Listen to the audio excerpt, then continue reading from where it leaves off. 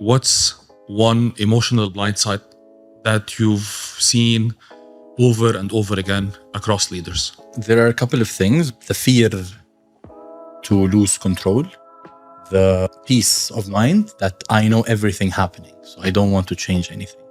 Wanting to hold all the reins while still growing up, which cannot happen.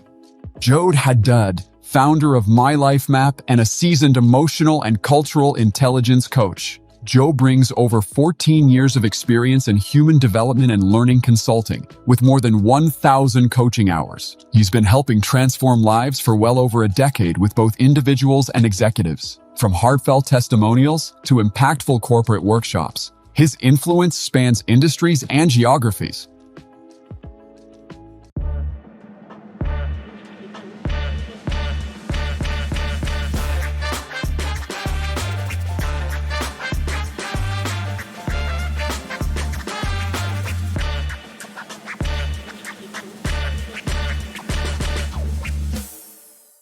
Joe, thank you so much for coming into episode 15 of the Twist podcast. Thank you for having me.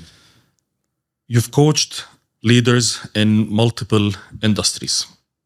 What's one emotional blind side that you've seen over and over again across leaders? So I think there are a couple of things, but let me maybe mention a couple. The one which stands out a lot is the fear to lose control. That's one. Because fear is one of those emotions that you don't realize that you're actually afraid, because it disguises itself as the need to be in control or the peace of mind that I know everything happening, so I don't want to change anything. But the truth is, as you grow up in your leadership, there are things that you need to learn how to let go of. Most of the time, one of the hardest things that leaders fall into is wanting to hold all the reins while still growing up, and which cannot happen because you need to give in order to grab the next level. Okay. So now we're talking about Joe, or My Life Map, and the journey. And what I would like to know is, how did this happen? How did the idea of My Life Map blossom to where it is right now? What was the journey? Okay. Yeah, it's a long question. That's a very short question with a long answer. With a long answer.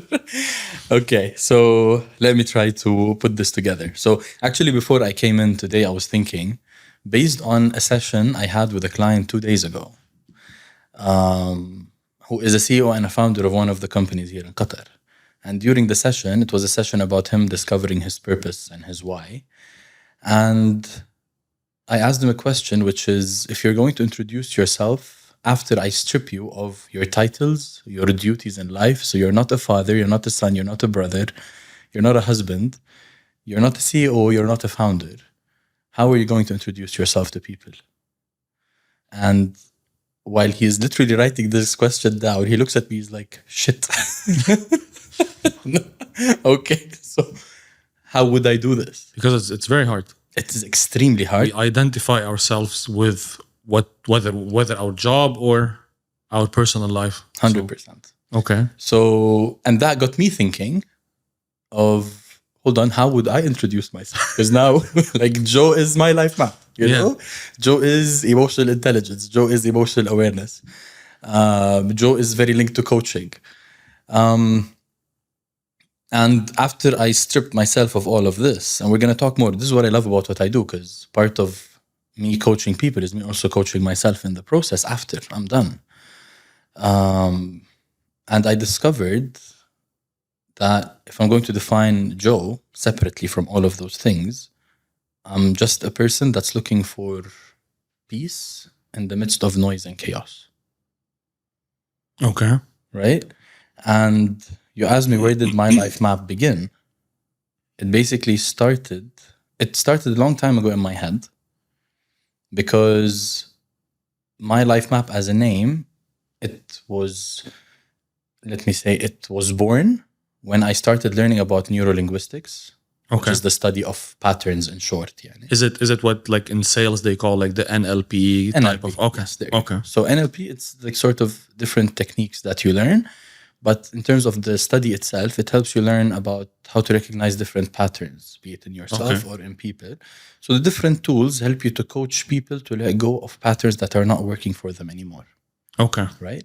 One of the principles in NLP tells you that your map is not the territory of the world. Your map is not the territory of the world.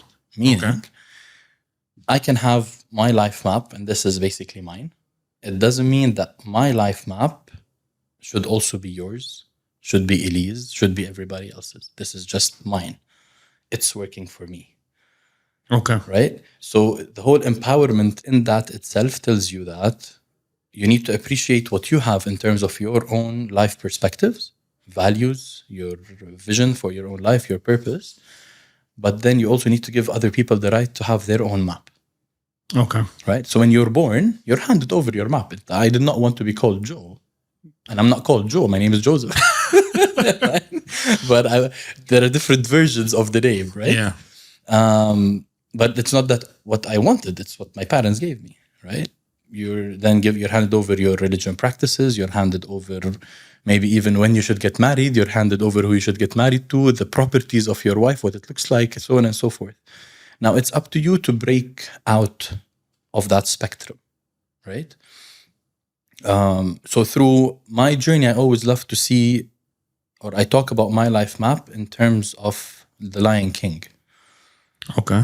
Right? So you remember that part where in the first Lion King part, when Mufasa goes with Simba to the rock Yeah. on sunrise, right? And while the sun is rising and the light is covering a piece of land, Mufasa tells Simba, everything the light touches one day will be yours. 100%. And then Simba walks, he's like, everything the light touches, right? He's like so excited. And then Mufasa's like, yes. And then he looks in the corner and he finds a shadowy place. He tells him, what about the shadowy place? What does Mufasa tell him? You should never go there. Yeah. Right? So at this specific moment, what is he doing to Simba's map? Mapping his He's life, yeah. borderlining Yeah. it, right? So before the movie Mufasa comes out, I was looking at that and I'm like, hold on. Something must have happened with Mufasa history to tell him not to go to the shadowy place. Now, as the movie continues, Simba is pushed into the shadowy place. Huh? Right. He gets pushed by life, by Scar. I've watched this movie so many times. I've never thought about this in that cycle of. There you go. Yeah. So as he goes into the dark space and he passes the shadowy area, that's where he finds a beautiful jungle. He finds his best friends. He discovers, Yeah. I can't only live on hunting. I can live on eating even worms with my company.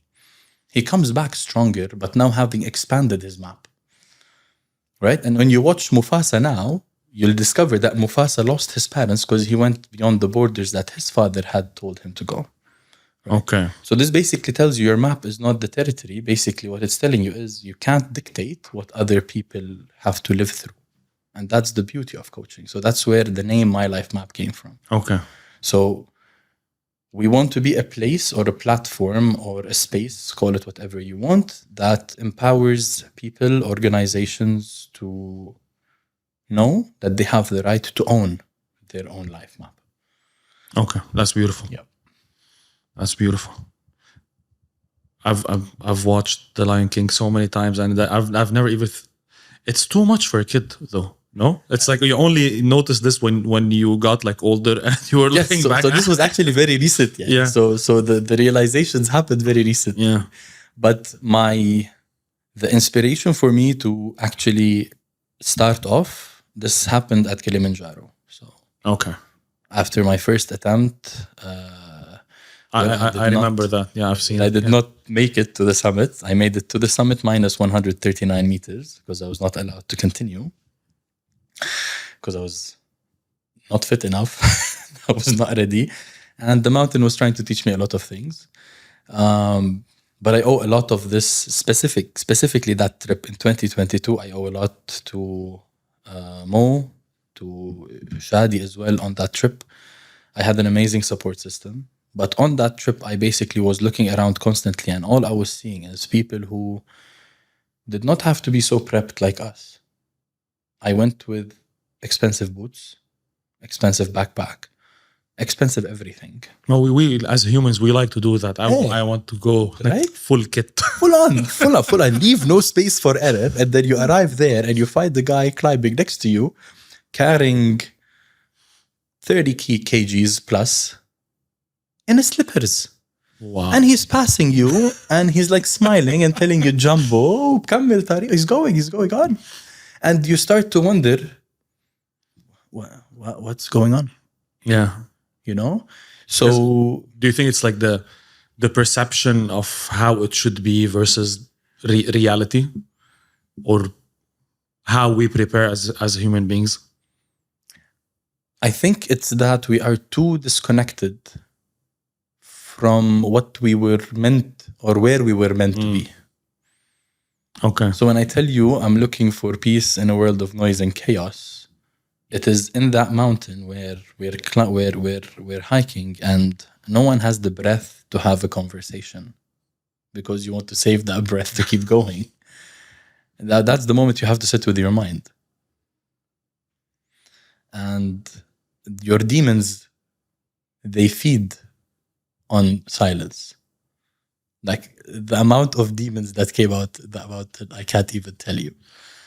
But it is in those moments that you really start to question, what am I doing? If this person who has literally nothing, Yeah.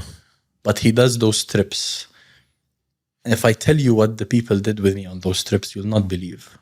You start to ask yourself, do we really understand what's the value of people and relationships in our life? If people within 7 days, they were able, and I tell you, they were able to sacrifice and put themselves at risk for me. And they don't know me, right? They really don't know me. They literally just got to know me in 7 days. But when someone comes up to you in 4 days or 5 days and tells you, I really would love to I can't wait to see you on the top of that mountain. When people wait for you year to year to see you again, to tell you, I'm climbing with you this year, you really start to question. When we are living camouflaged in a lot of material, and everything becomes okay just because you have to survive financially as a business, you let go of people. 100%. You start to question, like, is this really what we were meant to be doing? So I can say the humble mission of why I wanted to come back and kickstart my life map was I wanted to let businesses know there is a way to get this done better. Okay. But how did you decide like to take the move and start talking to C-level positions, which is, I think that's the top of the pyramid. This is where I think everything starts and ends. What made you look at, okay, the problem is there, that's where I should focus, and what led you to take that step? Okay. So just let me take you a step back. So the part of where we are a bit different is I really go into the place not knowing where the problem is. Okay. Right? So, and I think this is where many learning and development and coaching, either organizations or individuals, fall into the trap of becoming a menu-based provider. What do I mean by a menu-based provider? You park your car in front of a cafeteria, you ask them for the menu, they bring the menu, you pick. Okay, so I'll tell you what, I need 2 project management courses. Oh, emotional intelligence. This is very trending. This is trending. Let's get this on. Cultural intelligence. Yes, we have diverse workforce. Let's get that done. And this is basically how we're choosing today what our people need. Okay. What we do is we don't have a set menu, right? So even our profile, we don't have a set category. We tell you, let us chat. Okay. Right? So our meetings, we don't go in with a prepared presentation. We go in with genuinely a set of questions. You want to dig deep, understand, and to be able to customize something, because in your world, there are no one size fits all. There you go. Exactly. Okay. So the concepts that we follow remain the same. Yes. So the models of emotional intelligence that we believe in, that I've been working with for more than 11 years. The model is from an organization called 6 Seconds in the US. Okay. I love them. I've been working with them for more than 10 years. They truly believe in bringing a difference to the world and to organizations and to individuals. They played a big role in where I am today, right? So we use those concepts, models, Cultural Intelligence Center with Dr. David Livermore in the US. We're also certified with them. So we use those concepts, but we don't make the concepts the core of what we're offering. We want to talk to the people based on what their problems actually are. Because I believe also there's cultural differences between different societies. So even if the course is developed in, let's say, North America, Europe, anywhere, try to adapt it to the Arab world. It's a totally different approach. And that's why the checklist works for some people. So I don't have to do the extra work of knowing, can I say this or can I not say this? Hey, it works in the US, it works in Canada, it works in everywhere. Let me come and implement, because it works. But then you come here and people tell you, Joe, this doesn't work. It works. It's if I want to frame it, it's sellable. Oh, yes. It's agreed. Yes. It's sellable, because we've had a lot of these courses like across our organizations, and never ever has anyone taken the time and like discuss with me prior to like having this is my syllabus. This is what I offer. And this is the workshop that we're gonna do. I bought it. It looks nice. It's sellable. Did it work? We thought about it for like 48 hours after. And then ask me any question now. I don't remember anything. There you go. I don't remember anything. There you go. So, and that's the core of why understanding how the process of learning is very important. When people find it relatable, you're talking their language, you're talking to their pain. Yeah. Right? So one of the critical questions we always ask is, what is the current pain? But what's the pain point? If I'm going to come to tell you, I can offer you the medication, but I need to know what's your pain points. Tell me, what are your pain points? So let me share with you an example, right? Sure. So one of the big corporates here in Doha, which I did a very successful project with, and I appreciate them big time, okay? After the successful implementation, it was on, let's say, a very junior level of management. Okay. We did a nice project with them for almost 6 months. Amazing success stories. 2 years later, people are still remembering what they learned. So this is how we were able to measure success, right? We had 60% of the people that attended the program either went on a high potential succession role or actually got promoted. Okay. Right? So the results are tangible. We made it tangible. Yeah. Right? Okay. And this was our selling point when we went to propose. They just wanted 1 or 2 programs. We told them we needed 6. Right? And they believed in us, they invested in us. So a while later, almost a year later, the head of the learning team contacts me. She's like, listen, the chief and the head of HR, the chief CEO and the CHRO and the chief of HR, they want to do a Leadership 360. You know what's a Leadership 360? High level, yeah. But so let me explain to you what's a Leadership 360. So Leadership 360, which we do, we call it the trust assessment. We measure the levels of trust within the leadership. 360 is basically you assessing yourself on certain areas. We call them the climate factors. Okay. And your team assesses you on the same areas that you have assessed yourself. Okay. Anonymously. Okay. So another one of the questions that's always asked, and I would ask, why do you want it to be anonymously? Right. So if you had the opportunity to do it anonymously, would you do it? They would not. I believe. So that's a big indicator by itself, right? Yeah. So now I'll take you on the sequence of why questions are important, right? And then your boss assesses you on the same parameters So now you see yourself where you think you are, you see where your actual team sees you, and you see where your boss sees you. And you can also do it with your colleagues, people who are on the same level. So you're basically getting a holistic view of where you see yourself versus where everybody else sees you. Okay. Good? Clear. Now, what is important for this to work out? For everyone who's doing the assessment to be first self-aware, Okay, good. What else? safety, feeling safe. Put a very nice box, place it up there. Hello, safety. Now, what does it mean, safety? Define it for me. In a corporate environment. Yeah. In a corporate ولا برا? It should be different, but okay, tell me. Like outside of the corporate world, and you have life dangers. A car passing the street, the car might hit you. Physical, physical safety. Yeah, we're talking psychological safety. Psychological safety in the corporate world. If I speak up, if I say my opinion, am I gonna get reprimanded if someone with authority does not like my opinion? There you go. Which is welcome to the Arab world. Welcome to the whole world, by the way, huh? You would be shocked. Okay.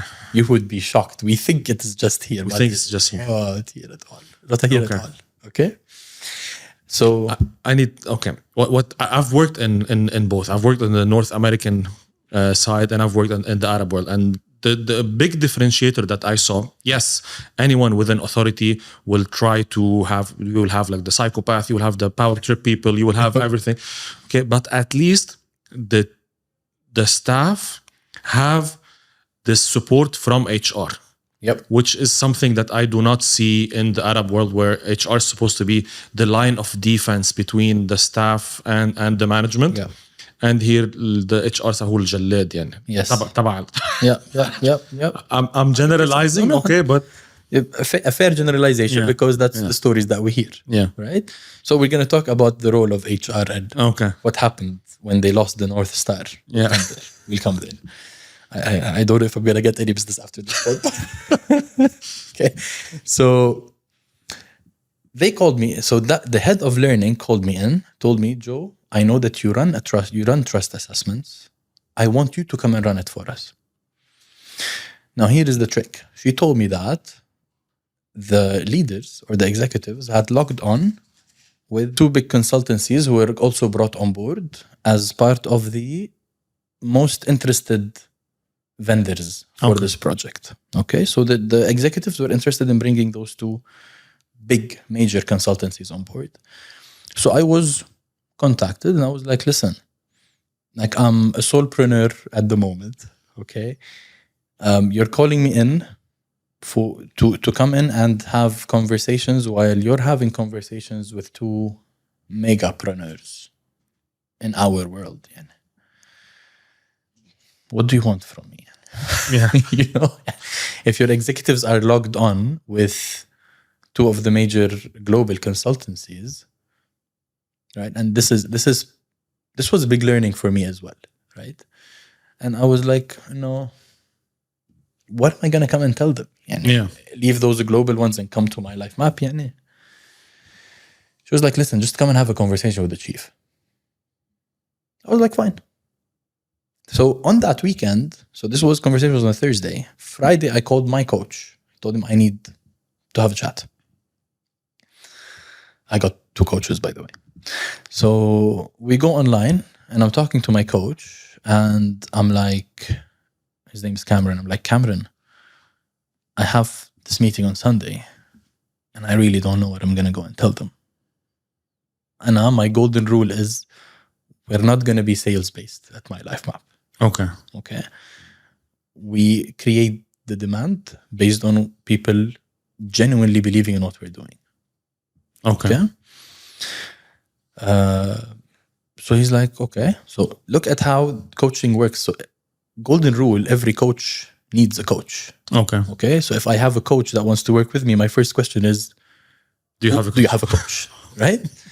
So Cameron is like, what would make anyone come to you as a coach? And then literally I was like, I paused for like a moment. And I was starting to think. Certifications, everyone has certifications.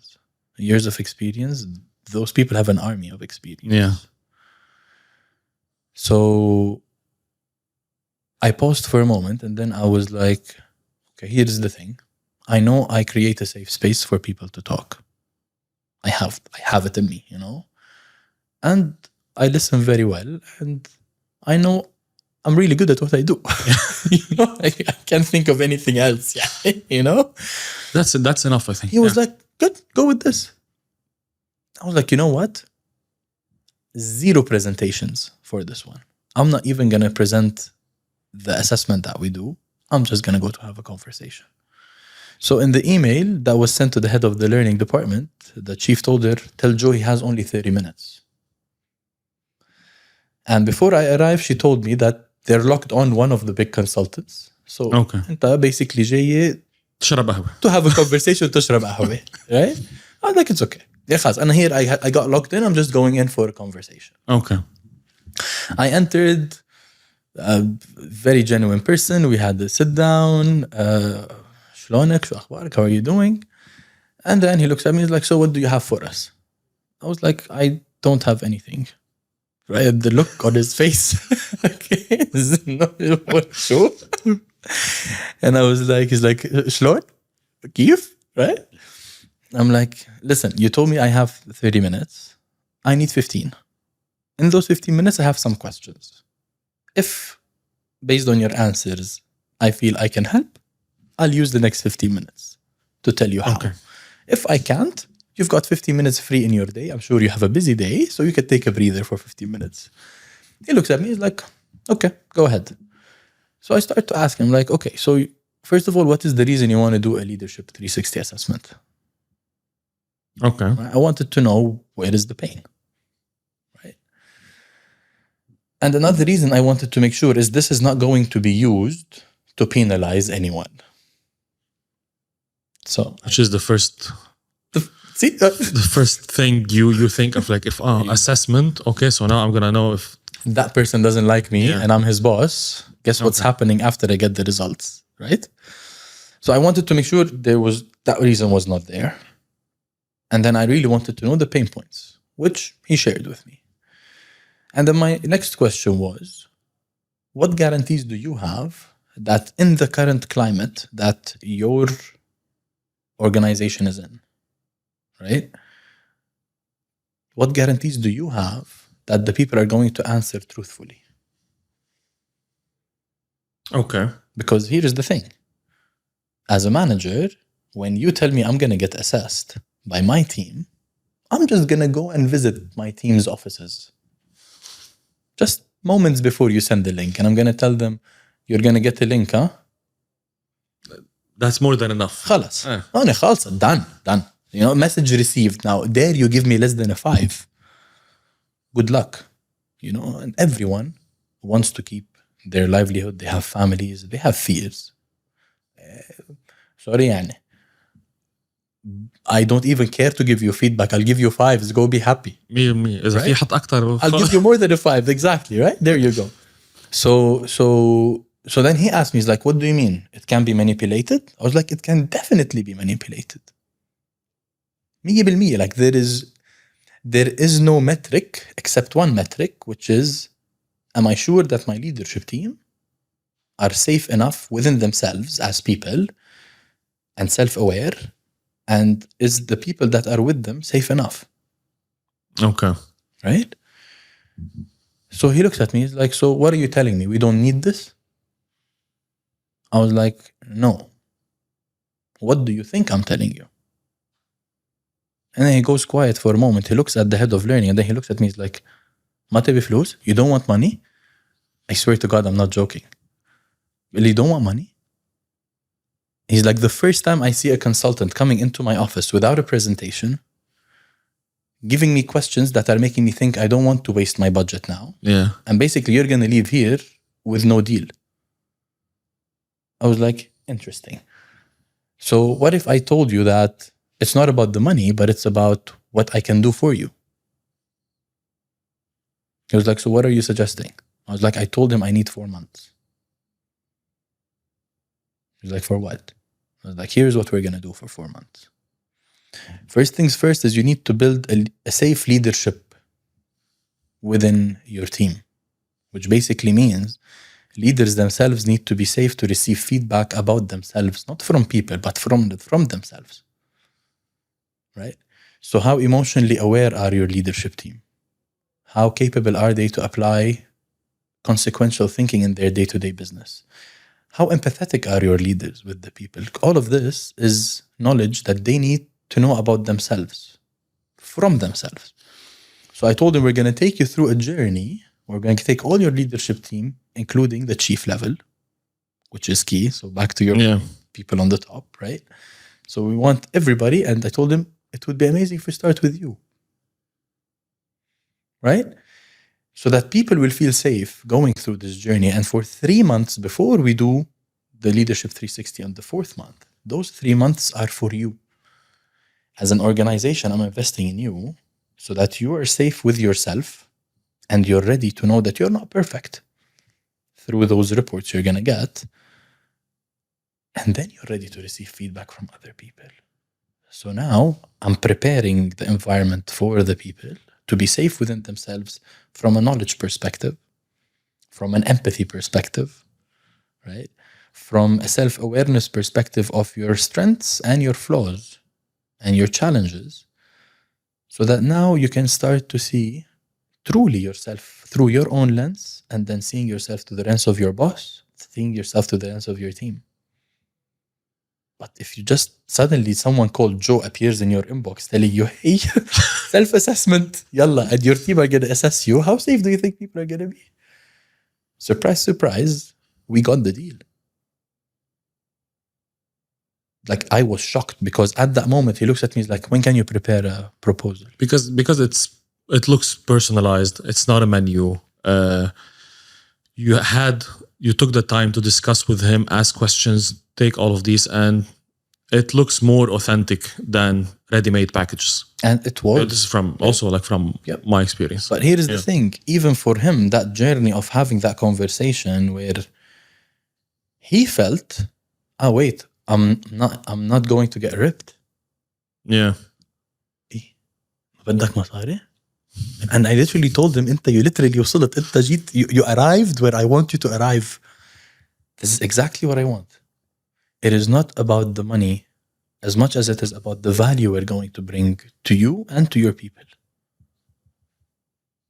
Okay. I don't even remember what was the question, but yeah. على C-suite. Is it more challenging for you to have these conversations the higher in the corporate ladder the person is? Like, does it get harder the higher it is? So easy general staff, super hard CEO. Look, are they less self-aware the higher they go up the corporate ladder?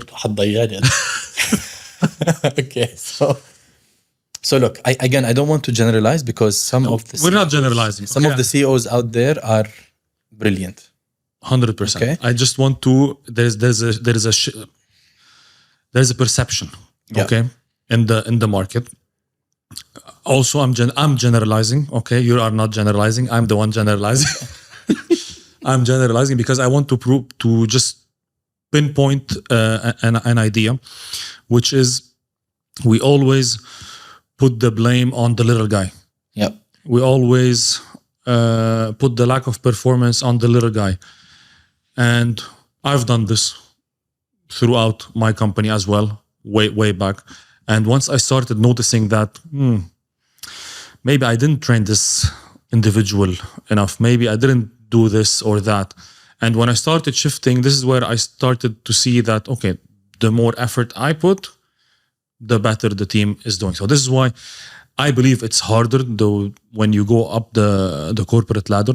Yeah. It's harder to convince them. It's harder for someone who's not self-aware. Yeah. It's harder to make them see that it's you first, then we start with the team. Right. So look, for someone, again, a big role that plays in terms of the awareness is the conversations that you have with those people. If you're going in to just close off a deal, right? They're smart enough when it comes to business world, right? Or else they wouldn't be on that level, right? But you also shouldn't be seen as the magician. 100%. Right? So, and that's why there is power in those conversations. So there's power in those conversations to let them know that while you're doing the effort, they're driving the effort. So it can't, or else it's going to be a 48-hour threshold. Yeah. 20 people in and out. And everyone, thank you. This was beautiful. This was نحن we love you. كله تمام. Give me your LinkedIn. We post on Instagram. Great, amazing. يلا رحنا على البيت. أهم شيء البوست على انستغرام. We do this as well. Yes, and then tomorrow. Done. Yes, and then we put it out. We've run 2 days of certified. So if you read and you do a forecast on how many certified emotional intelligence programs have been run around the world, you should have certified خلاص يعني. Yeah, of course. يعني خلاص. هيدي هي. But this is the biggest problem. And you're selling something that doesn't even exist, because emotional intelligence, it's a journey. And you come in, you take the knowledge, you take the tools. And that's why we always do long term. 100%. We don't do a 2-day thing, because then I'm going to have to coach you through what you've just learned. And then you will come and you tell me, Joe, this did not work with my boss. Because on that level, right, it all depends on what projection of the journey did this CEO or executive or senior leader go through. 100%. Right? So Simon Sinek says something very interesting. He says a lot of things break in the middle. Meaning, you're in operations, and then the next thing is you go into a leadership role or a management role. What are you going to do here? You're going to do the same stuff that used to work with the previous guy. Yeah. Right? Unless you're self-aware and you're doing a lot of self-learning, you're like, okay, you know what? I'm not going to do what this person did. Right? But usually this is what happens. But this is what happens. Right? So let me give you an example. So I used to work in a company back in the day, and it was my longest tenure in corporate. 6 years. Okay. Okay? I was the youngest employee for almost 3 years. Okay?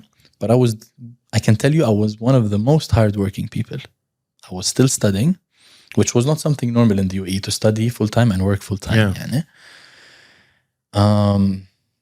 It was very tough financially and everything, but that's why I was like hustling the whole time. Yeah. Okay? Now, because of my super crazy hustle, I used to always apply for the promotions, for the new positions, right? So the next position in line was a team leader position. And 2 times I apply for a team leader, 2 times I go for the interview, 2 times they know that I'm at university still, and 2 times I get accepted, and then 2 times the position gets pulled out. Okay. Okay? Why? We did not recognize you're still at university. We had a conversation in the interview that I'm still studying, so it's not a surprise. But anyways, all right? Or the position goes to someone else. Okay. Okay? Suddenly they realized someone else. Anyways. And then I applied for a 3rd time. And I was sent on a very big project. Promised after I come back with a successful story, I will be given the role. Went, did the job, came back. Sorry, ma fi role. So on that day, I decided I'm going to leave the moment I finish my loan. I had a loan in the bank, so I finished the loan. The next day, I finished the loan. Next day, I resigned. I'm packing my stuff, so I'm going to come back to you about the projection of the journey. I'm packing my stuff into my car. A person comes stand behind me. He looks at me. He's like, bro, I would just want to tell you something. So this was not my team leader. This was the supervisor. So 2 positions above mine. I'm like, yeah, so this someone is what I used to work with every day. Went to my house. I went to his house. Basically, we built a very good relationship. And then he looks at me and then he's like, I just want to tell you before you leave, because it's like been poking me for a very long time. I'm the reason you never got those promotions. What? Yep. Literally what? Okay. Bro, and I'm like packing in my car and I like stop and I like look back. I'm like, shoo. Like, what? And then this person is like, yeah. I was like, no, Explain. إنه كيف يعني what إنه every day we're like talking and Yeah. you're like swearing at the management with me يعني, you know. And then he goes like yeah, because to be honest you were growing up too fast, you were getting a lot of responsibilities from the upper management, and I was scared if you get promoted you're next in line for my position, so I had to make sure that you're always 2 levels behind. That is. Yes, I know. Yeah. I know. Okay. So now, how long that has been? More than 13 years. That person is still in the same position, huh? Until today. Okay. Until today. Okay. What do I mean by the projection of the journey, right? So if on your projection of the journey, you never knew what needs to be done as a leader and as a manager, because to me, they go together. Yeah. Okay. One is you leading the people towards becoming more aware, better people. They can not necessarily come and take your place, but they can at least grow into different places. So wherever they go, they're going to be good leaders, good managers, because you've equipped them. But what if you move into that position and that person was not equipped? If he was fearful, what do you think the next person in line is going to do? Same. I'm going to do the same because it works. It works. So Don't shake the boat.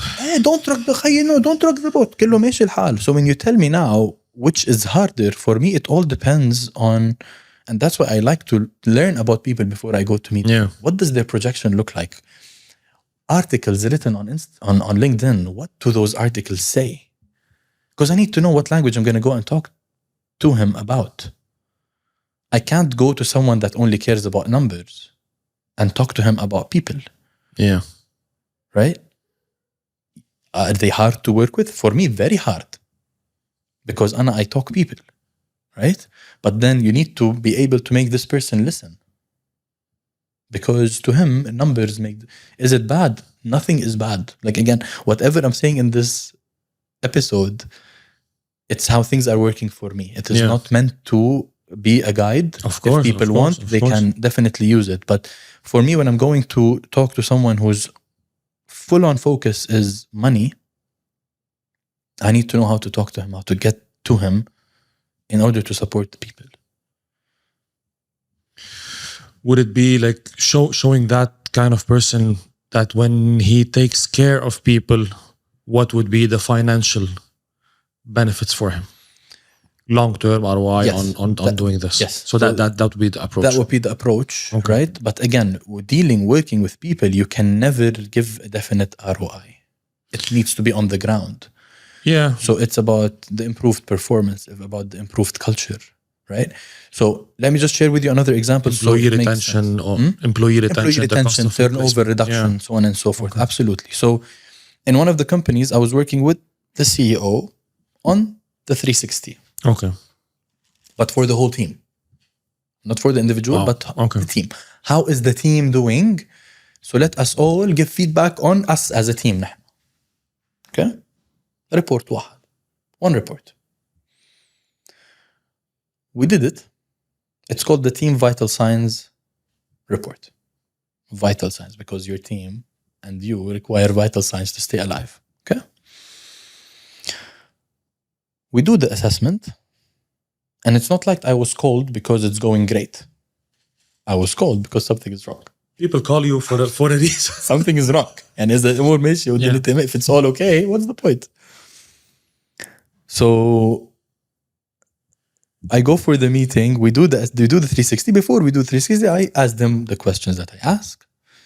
What are we doing this for? Or we want to do this for a team event. And regardless of the results, I want to showcase because I'm having a problem. My team are leaving. High turnover. I can feel that they're not working with the same energy they used to work with.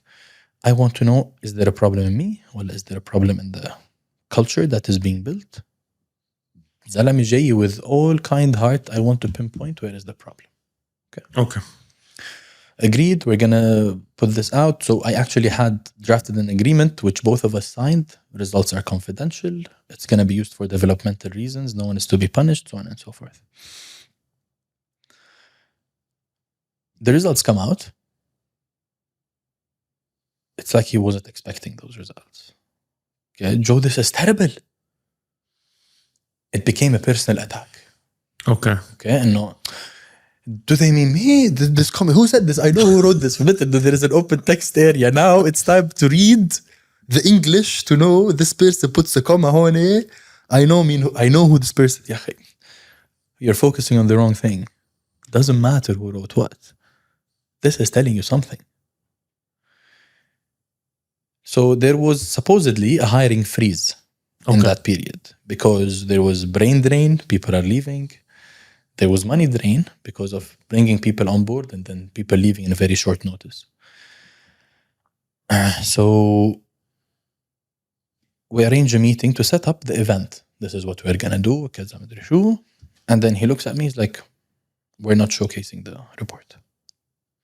He didn't want to show the report. Like, it's too bad.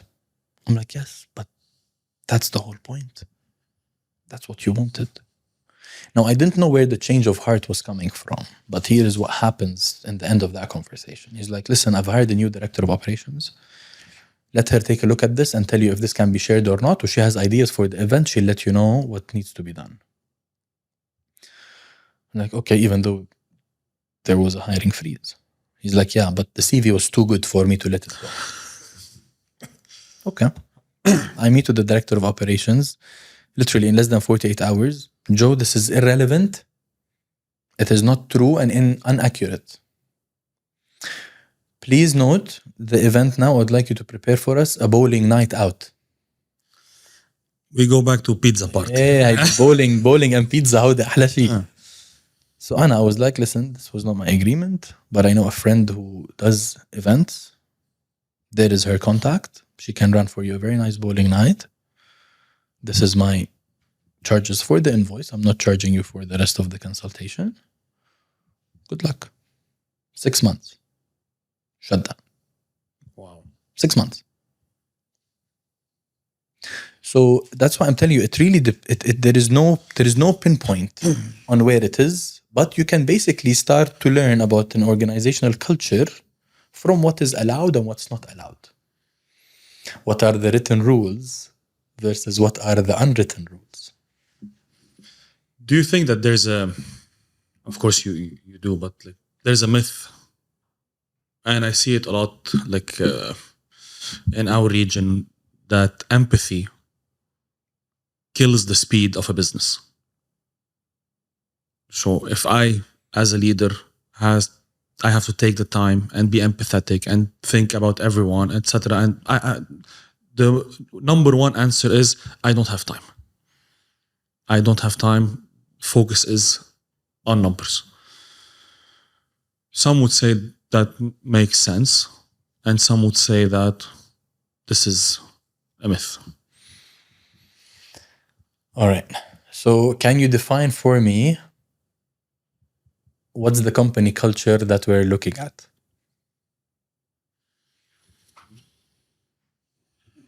I didn't have one in mind, but you can take like what I know, okay, which is the advertising, let's say, industry, which is fast-paced, high stress level. We're not saving lives, but it's high stress.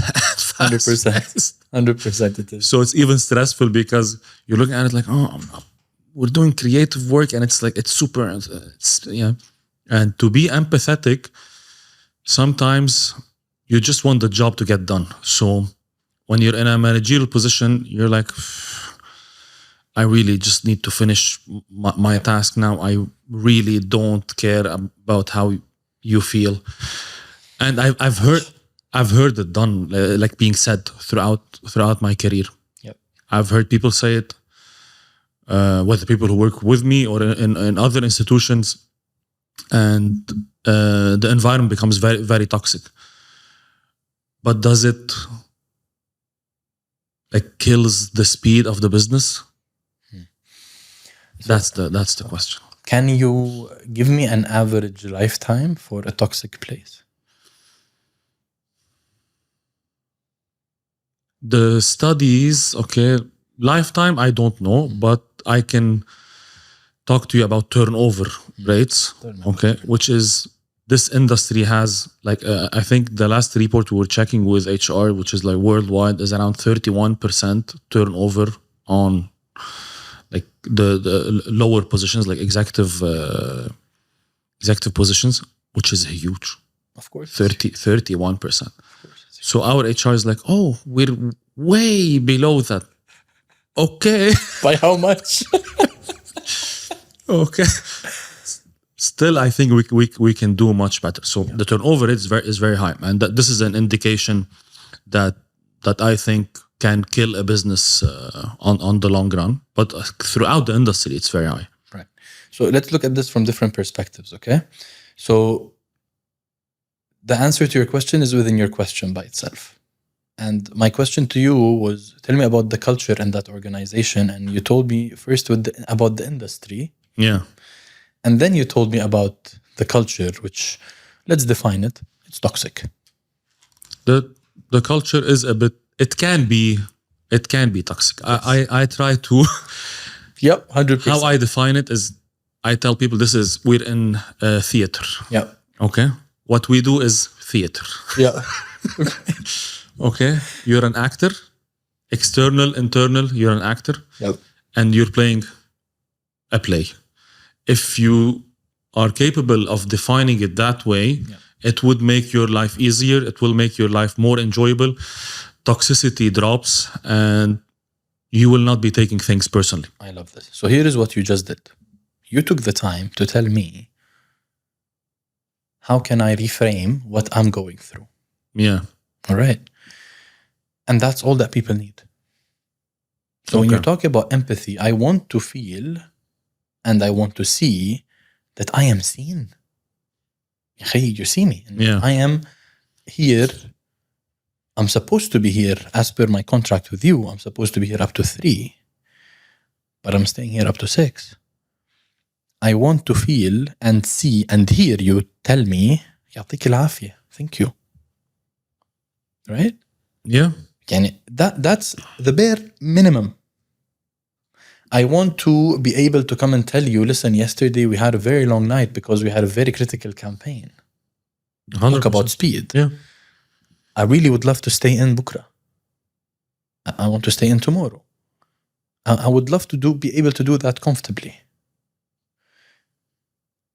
And I have the right to expect that you will be, you know what? This was actually a very big project. It's okay. But how does a toxic culture start to get built? First thing is, I start to say, I don't have time. That's where it all starts. That's the first answer. That's where it all starts. Yeah, I'm very busy. I don't have time. Yeah, 100%. If you don't have time as my leader, where am I going to go? Yeah. Who am I going to go talk to? You know who I'm going to go talk to? I'm going to go talk to that guy next to me. And we're both going to resign. And yes. And then what happens is everyone starts to have the same conversation. So guess what happens when the new person comes in? Very happy. He's, woo, right? Full on energy. He'll sit down next to, I don't know, X person. The cancer spreads. Okay. And then he'll be like full on happy. And then Joe will look at it and tell him, شو مبسوط? What are you happy يا أخي? بكرة يطلعوا عينك بكرة. Tomorrow they're gonna squeeze the hell out of you, And then what happened? That wasn't what seemed like in the interview. And it starts there because then he gets faced with the first incident where it's okay for someone to talk to me badly. Where it's okay for someone to keep me in the office without a break to have food. I have people who even were told not to take a toilet break. I'm not joking. Okay. And what do you expect? Someone whose child was sick decided to actually come to office. And they told the boss, Anna, my son is sick, so I'm just going to be a bit on my phone more than I have to. I don't care. The word that you used. Right.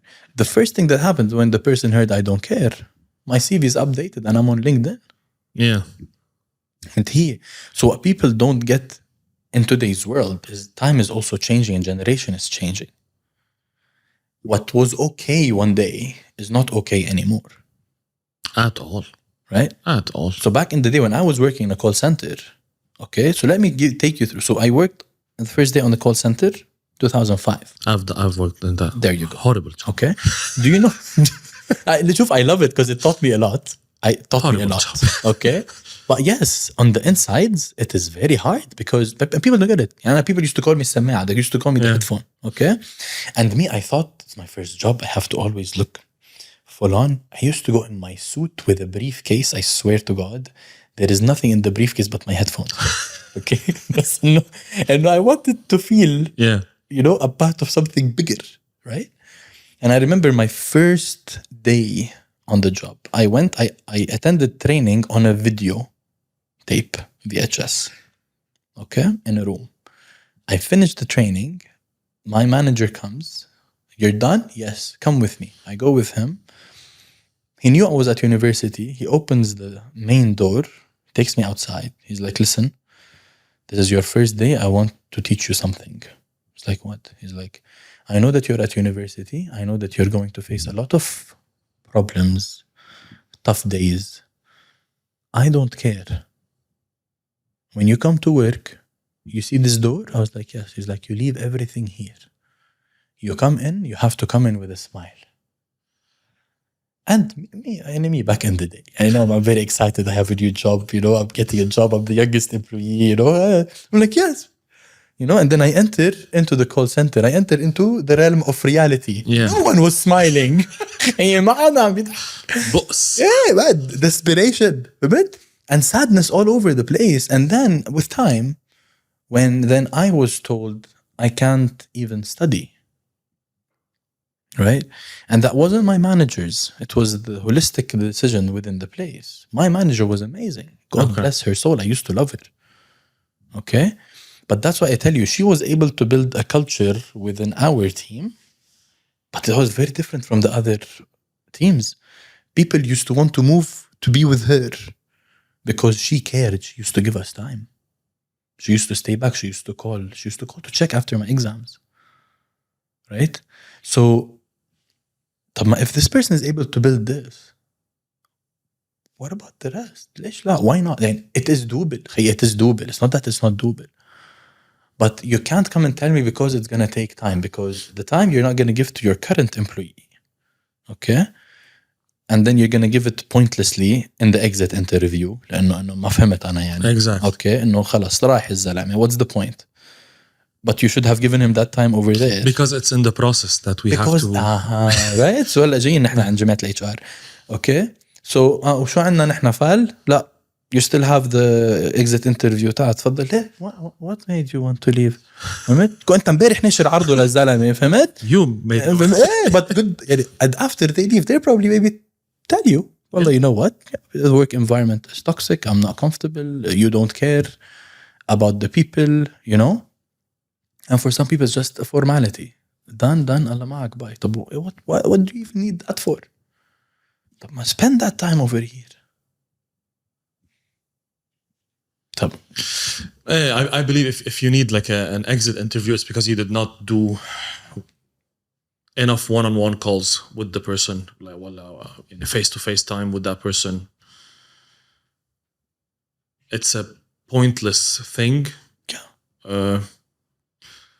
Adam Grant tells you if you would have done it's an HR meetings format beforehand. Yeah. If you took a minute every day, 5 minutes in the morning, rather than doing a briefing about the progress in work, ask them, how's everyone doing? Is everybody okay? Someone came late. Call them in, have a conversation. What brought them in late? Okay. نحن we run to the formalities. تأخر خصموا له يوم. والHR boss. المدير قال فبعد بيطلع المدير بالاخر هو he's the bad guy. Do you think HR have the wrong KPIs within the region here, which is something that I've noticed. حتى culture and as how they are educated throughout their training, their previous work. You know, it's very KPI based, data based. أرقام. Okay. People become numbers. People become numbers. The most scary thing. وبصير إنه شو ما صار, whatever happens, this is the company policy, this is the law. We're following everything exactly as it is on paper. Yep. We're doing a great job. Legally. What about ethically? ما بنفكر فيه. We don't think about it. And that's what with that. So, and that's where the compass. So, just to not, يعني, make this sound like there is an HR problem. No, There is no HR. I'm the one generalizing. You are not generalizing. I know. No, but because I genuinely know there are really good people who want to do amazing things. Of course. Okay, so we don't have an HR problem. In some places we do. Yeah. بس عشان كمان ما نكون generalizing. But I think genuinely what we have is we have a moral compass problem, an empowerment problem, because When you say empowering HR Yes. professionals, okay. so I would want to be able to sit down head to head with the CFO As an HR as professional. an HR person. Okay. As a chief of HR, I would love to sit on that table head to head. So I would love to have a conversation with the chief financial officer, not only about the current numbers, but what are my potential numbers? What Okay. would this step be able to do better for us?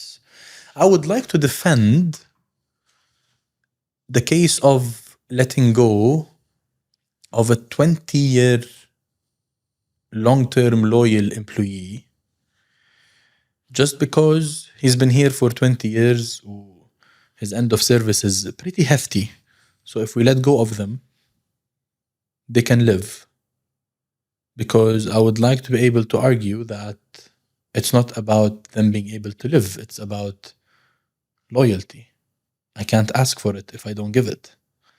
So if I choose to let go of this person, wallah, because I'm sure he will live, wallah. We're going to pay him a good hefty end of service.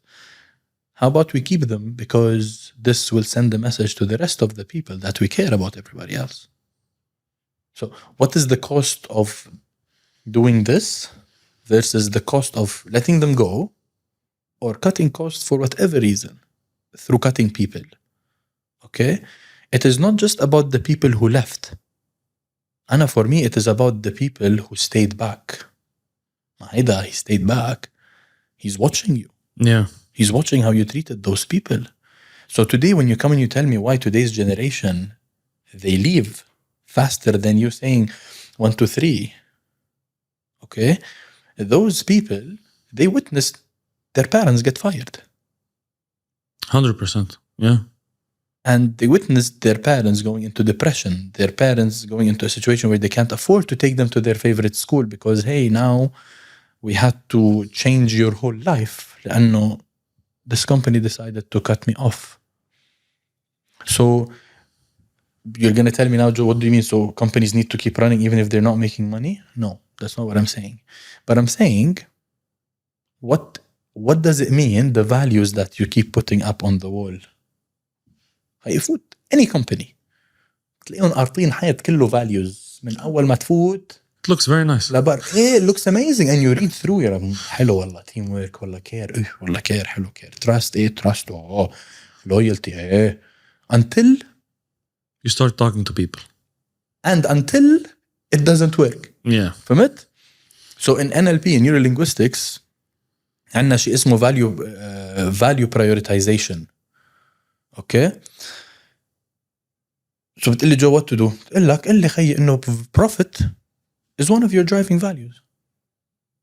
So I will know خيي إنه in times of depression, in times of market is not doing fine, in terms of شركة is not doing fine, I'm not going to be the priority. فساعتها when even لما company is doing fine and the company needs me, إذا أنا فليت ما فيك تلومني ساعتها. 100%. It's at least it's clear. خي at least نحن هون we're clear. انت هيك you attract people who will work for only profit. Yeah. فهمت؟ 100%. خلص نحن we're valued are very aligned. اوكي. عسيرة الفاليوز WD-40. What is WD-40? تعرفوا سبراي تبع الصدى؟ Okay. So do you know that they are ranked as one of the best examples for the most highly engaged employees on a global scale? As a corporation? As a شركة? Okay. As a company, yes. Do you know that? No. So tell me now, help me understand how a company that produces rust spray or some other products كله رخصهم بالصدى. Okay? ليش هيدي الشركة بده يكون عندهم the capability to build a highly engaged, loyal staff and the others can't? شو ناقصهم؟ So you want to know why they're able to do this? Visit their values. What are their values? مش عند values. They strongly believe that they are a tribe. Okay. ظهرنا من الفاميلي. نسيل الفاميلي. انت في families بيجيبوا لك تروما. ماشي الحال. Okay. So they believe that they are a tribe and they have to succeed as a tribe. Okay. We value succeeding as a tribe, as one, but we also value you succeeding as a person. يعني ما عندي مشكلة أنت تكبر ونحن عم نكبر. It's absolutely fine. يعني part of نحن كيف عم نكبر هو إنه أنت عم تكبر as an individual. We value doing things right. ليك ملا talking about legally versus ethically. We value doing things right. We value doing things right over being right. تفضل بقى. يعني ما ضروري يكون أنا دايما صح. Okay. As long as I'm doing the right thing. طب ما help me understand طيب. طب ما what makes them different is they are very attached to their value system. Very attached. They value doing everything with smile, with passion. To the people and to our employees. بقول لك نحن our employees خي كمان بدنا خليهم يكونوا مبسوطين. So you go and you visit خي الويب page بتقرا هالvalues ما أحليها, but then look at the magic. I hope that everyone is able today to make a link لكل شيء لحتى يفهموا why HR منه formality. انت ال HR لقت لك مين عم بفوت من الباب ولقت لك مين عم بيطلع. They're your gatekeepers. They're your culture creators, your culture implementers, and the preventers of people exiting who own value. How involved do you think HR should be within the operation? خليني كفي لك. Okay. When they're hiring, أنا فتت لأنه I read it, I couldn't believe فتت. Okay. I actually went into their careers page وجيت لقدم على وظيفة. تحت حاطين لك please visit our corporate values. If they don't align with your personal values ما تقدم. We don't want you here. With all due respect, don't apply if your values don't sit well with ours. Okay. Wow. يعني أنت you're coming here. You're not coming here to work, make money, leave. You're coming here to be part of a bigger tribe. هيدا الترايب نحن we protect. شوف كلمة الترايب شو حلوة كمان. We protect our own. We go to sleep عارفين اللي واقف على الباب he's gonna protect us. I totally get it. I've never thought about it in a tribe way. But what I'm seeing هلا, especially with the rise of multiple startups وهال acceleration in building new businesses, I'm sure you've seen that this trend of hire fast, fire faster. Oh yeah, Gary Vee. And هو وغيره وكذا كذا نوع من العالم. And even if you go to, let's say this platform Glassdoor, I think it's called, and you read about these big guys that talk like that, and you see previous employees and what they say about the culture, it automatically becomes a toxic culture. Yeah. And some of them worked on themselves and they put HR at the frontier of the operation. Yeah. Do you think we can do that in the region here? Again, I really hope I could use names, but there is a very big company هون بالدوحة, Qatar based. Okay. It's a local company, very big local company, semi-government. Okay. تمام. اشتغلنا معهم to revamp their whole hiring process. Okay. So we went in, we did the analysis on the current process. Where are the gaps? We told them we want 5 days out of business. الكل. 5 أيام. You're gonna run with no HR. Okay. Okay. Our first condition to do the project with them was CHRO بده يكون معنا ال5 أيام. So سكر the part. سكر the part. Okay. Okay. To my surprise, the CHRO مش كان ready. He's like, when are we starting? Okay. بلك الكالندر تبعه 5 أيام. نحن راح عند السي قال له نحن 5 أيام نحن مش هون. اجوا قعدوا معنا for 5 days. We revamped the whole process من الأول للآخر. His biggest problem, شوف لما يكون عندك leader خي منه disconnected. He's very connected to what's happening تحت. His main concern arised مش إنه خي تعاملنا. No. His first question was I need to understand شو عم بيصير. We're not hiring the right people لأنه he was very protective of his culture. عالم مبسوطة very transparent. كل حدا بيحكي مع حدا. هو بينزل بيتغدى مع العالم تحت. السي او بينزل بيتغدى مع العالم تحت. ما في the title based power هيدا فهمت. بده يحكي شو عم بيصير. Why يعني either the العالم or the crowd that we are hiring from في شي غلط or the world is changing ونحن ما فاهمين or نحن something is happening, right? One of the major gaps we discovered was in their hiring process. Okay. Okay. اليوم رحلة أنت عمل لي interview بأي مطرح. Random. Go online, pick a place, apply, روح interview. I will give you a set of 11 questions with the perfect answer. معروفين ال questions. بقول لك 95% إذا عن جد the opening is actually true, you might get hired. I tell you this based on people I trade to go to interviews. لأنه الانسرز موجودة. CV فينا نظبطه. Okay. I've done interviews where I see them reading like that. إيه ما هو. They're using ChatGPT live now. إيه no افتح خي جوجل قل له 10 interview questions. أعطيني بيقرطك 10 أسئلة. إيه بيحط لك يا أنت وأول سؤال tell me about yourself. أكيد. هالسؤال. I do it. I still do it. Okay. So if I'm prepared well, I'm gonna ace it. Of course.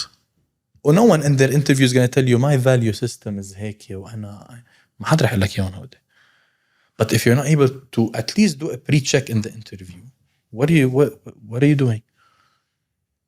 So we worked with him to do this whole thing with اللاينة متابعينهم for like 4, 5, 6 months. We're with them. How is it going? شو عم بيصير هون. لقطوا an executive role. Okay. I'm بقول لك the interview and the hiring, when that changed the attitude towards just hiring out of a paper versus actually sitting having conversation with a person, it changed the whole dynamic. There was a position عندهم very niche. هلكو مش عارفين يلاقوا. And then they found a guy somewhere in Europe. جابوه for the interview. Very high role. It's been pending for a long time. قالوا لهم CEO prepare the contract. If he's good, sign on spot. On spot. Okay.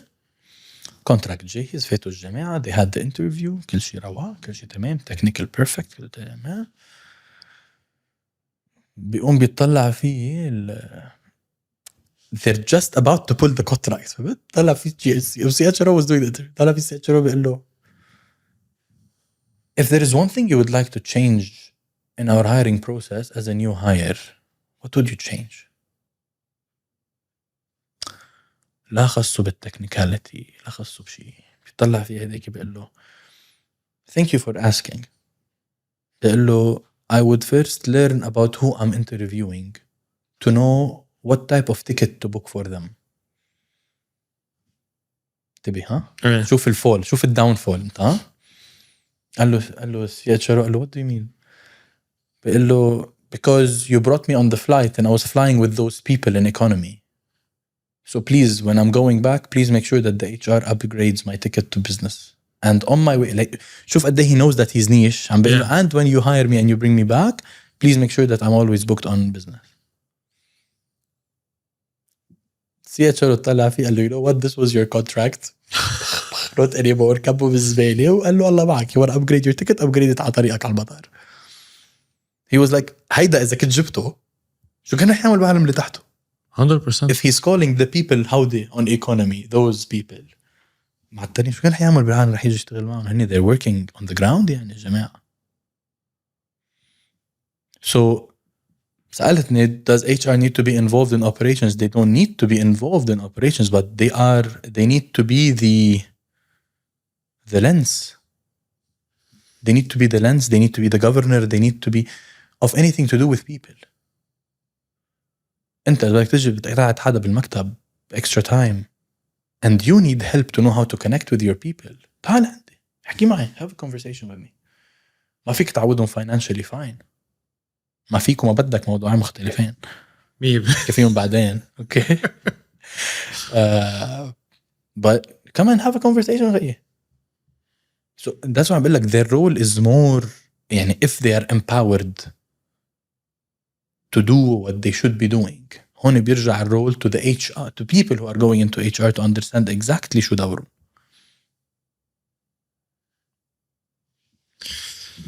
My team got a quote that you've said and I liked it, so I wanted to drop it here. And you said, are you here to live or are you trying to live? Yep. Can we go through it? We can go through, yes. So let me take you back. So 2022 was my first attempt to Kilimanjaro. I was overweight. I was having a very bad autoimmune flare-up. So health-wise, I was doing very bad. And I was financially broke. And so bad. It was a very bad phase. Okay. And then Mo came on the podcast with me. We had an episode. And then in the episode, he basically offered me to join him on Kilimanjaro climb. So the episode was recorded on the 31st of December. We were supposed to start the climb mid-February, second week of February. So هو عم بيسألني. So my question to him was, if there's a message you want to send out to the people through this podcast, what would that message be? Okay. Do you know when someone looks you in the eye and just comes inside your soul and pulls it out? Okay. That's exactly what happened. Okay. بيطلع فيه بيقول لي in life you will get shots. And when life gives you a shot, you take the shot. And when you succeed, you now give the opportunity for others to take the shot. هو عم بيقول لي إياها وأنا قاعد مثلك هيك. I'm like and then he looks at me, he's like, so I have a question for you.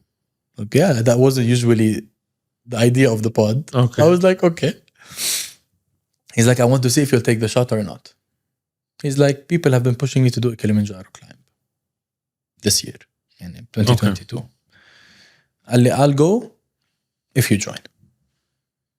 So this is how live. This is how it's my life. أنا عم في like صبية كانت عم بتصور وبلشت تضحك. She started laughing and I started sweat.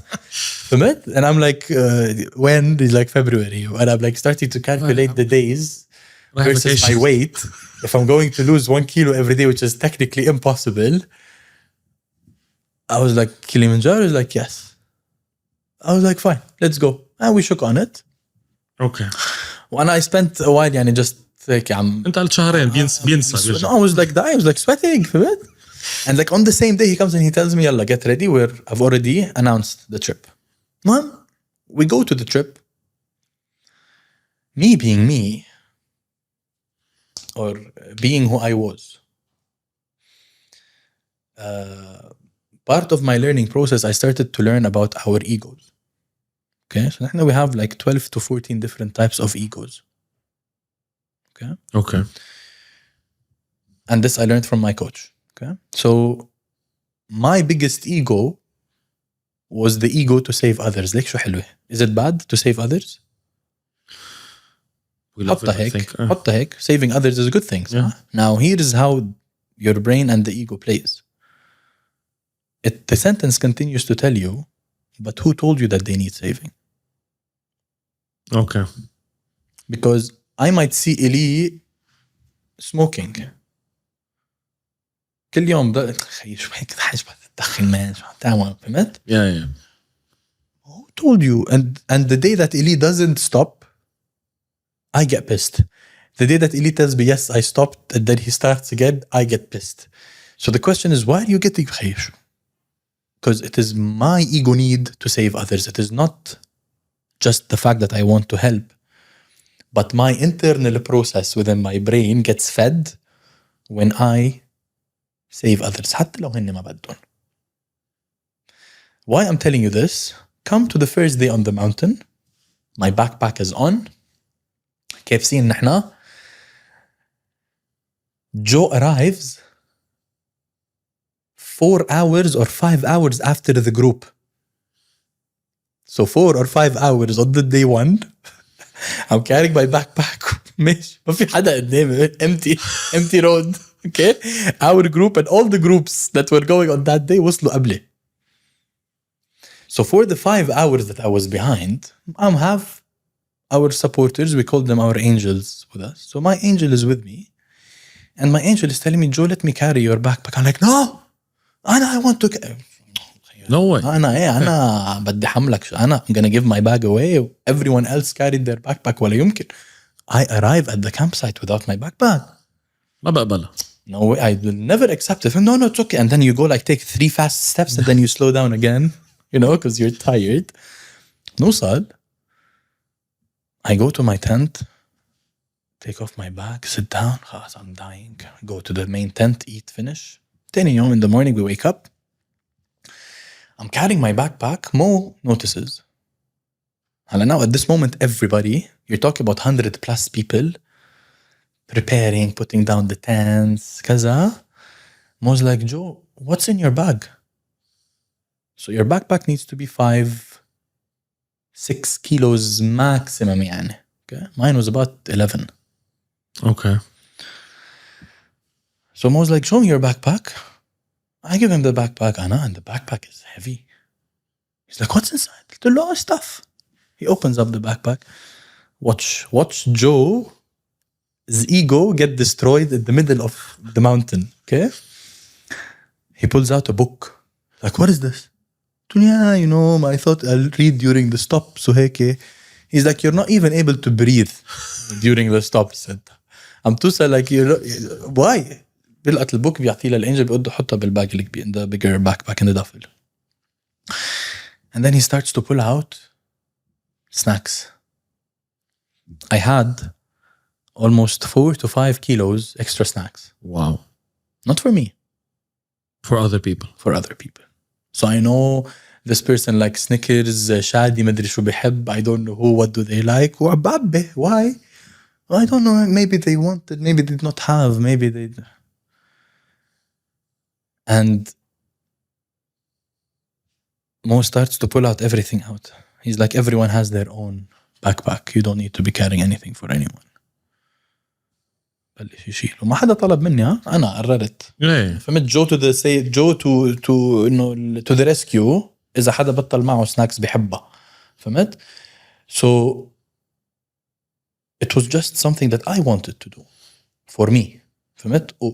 يعني irony is مش عم لحق لهم حتى إنه حتى إذا they wanted something I won't even be able to catch up. So we Mo empties everything and then the bag really gets lighter, but I had a bit of a back pain لأنه my bag was heavy أول نهار. So while I'm putting my backpack on, Mo noticed and then Mo's like, give your backpack to the angel. I'm like, no, I'm okay. And then Mo looks at me straight in the eye. And this is where, you know, when there is silence, the silence of the mountain, it happened. Mo looks at me, he's like, Joe, are you here to summit or are you trying to summit? Literally, the whole campsite was quiet. Everyone was just looking at me, you know? And like, I'm like, ego shattered. I'm like, I'm here to summit. And I removed the backpack, I gave it to the angel.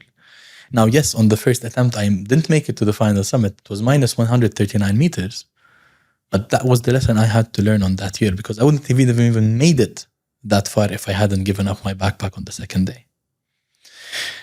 So when I returned and I was thinking of what would my life map's slogan, vision be, it was about letting people realize we come to this life once.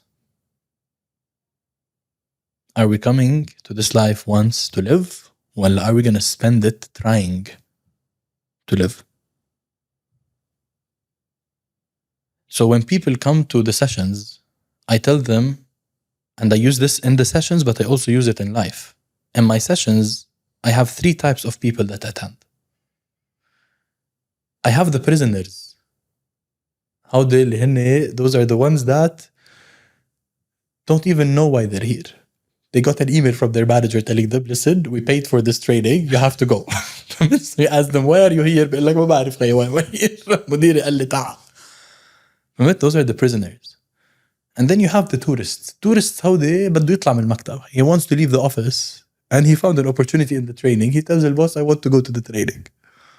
Tourist. شو بيعمل التورست؟ بيروح بيكتشف. I found something interesting, good. It was not interesting. It's a day outside of the business. But positive approach. A positive approach. Or positive for him. Yeah. فهمت? And the third are what we call the players. The players are the people that actually know why they're coming to those sessions, or they know what they want out of the session. So they come with a very clear agenda, with a very clear set of questions to you as the subject matter expert. But now I bring this to life. Because do you want to come to this life and leave as a prisoner or a tourist? You have this one opportunity. One فرصة, one chance. You really want to come to this life and then just sit there and be like, مديري قال لي, بي قال لي, خالي قال لي, مرتي قالت لي, جوزي قال لي, whatever. Is that what you want your life to look like? You come and you leave, منك عارف what's your existence about?